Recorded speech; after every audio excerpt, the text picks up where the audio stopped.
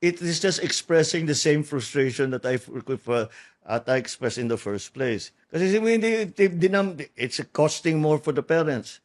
Kasi nadagdagan ng 2 years pa. Magmamatrikulasyon pa yan, maraming mga school supplies, bibili ng libro, lahat.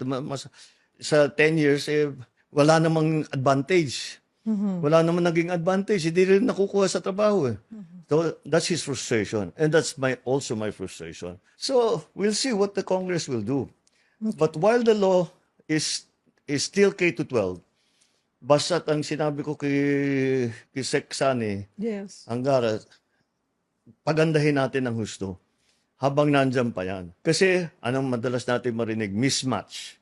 Yung skills ko, hindi employable. Magaling ako magganito. Hindi naman nila kailangan ng ganyang klase. We have partnered with the private sector and to ask them, ano ba ang kailangan ninyong skills? Ano ba ang kailangan ninyong klaseng trabahador para makuha, ma-employ doon sa inyo? In fairness, the private sector went even one step further. Gusto nyo kami na magpatakbo ng training.